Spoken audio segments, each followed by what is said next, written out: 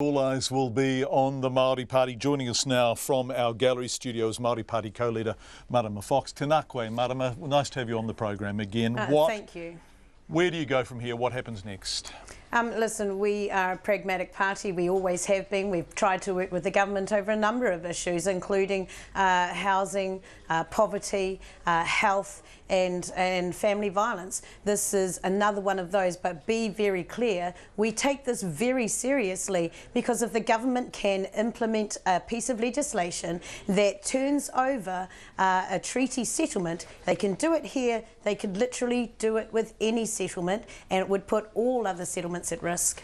So the precedent is entirely problematic, and this is in fact the kind of issue, the kind of treatment, the kind of unilateral usurping of treaty rights that the Maori Party was born from, right, over the foreshore and seabed. Absolutely, and the comparison is not lost on us or anybody else who understands these issues.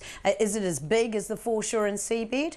Some people suggest that it is. Would we see thousands of people marching out on the streets because of it? I'm not sure that that is true, but what I do know is that all iwi leaders, all treaty settlements, all negotiators right now are carefully watching this space to see if the government can find a way forward, and that's what we are committed to do, because actually it's bigger than Ohu Kaimwana's issue on its own. It will go straight to the heart of every settlement.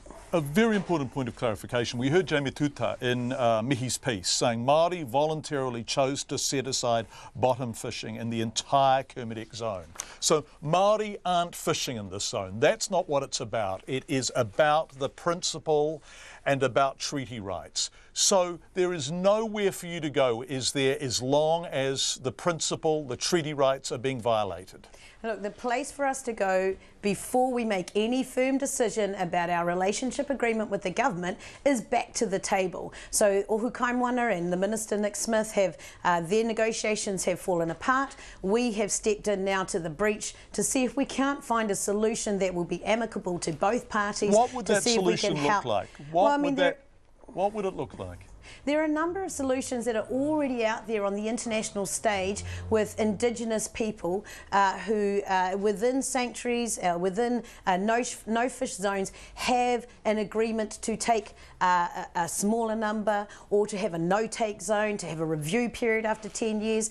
We think that all of those options need to be explored fully before we walk away. Their right in principle to fish in a sanctuary is retained, but they don't fish in the sanctuary, but that is their decision rather than being imposed upon them. Exactly, and that's exactly what we are proposing, that it may be a possibility for a way forward here. Can you persuade Nick Smith and John Key and this government to buy into that?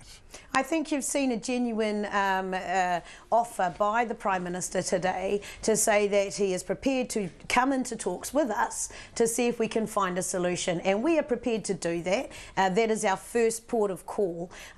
We would like to exhaust those options before we make any firm decision about our relationship agreement with the government. But be clear, it is serious. Yeah, okay, so you're being clear about that. How serious is it? If you exhaust those options, if you can't achieve what everyone is calling a way through, then what happens? Well, we want to take one step at a time. If there is any doubt over the relationship agreement with the government, we would go back to our party membership, we would go back to our people, and we would get our direction from them. We're not at that stage yet. Their direction is already clear, isn't it? And that is walk away.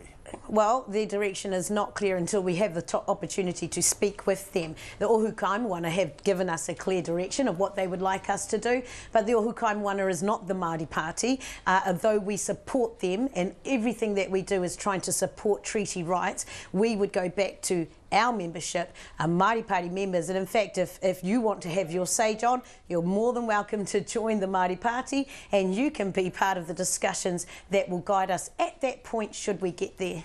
Marama Fox, co-leader of the Maori Party. If you're watching this, thank you. If you're watching this, you will have seen our political editor, Jane Patterson, sitting behind her, working on her computer. Jane will join us later, and so too will Nick Smith. Is there a way through here? More on Checkpoint coming up.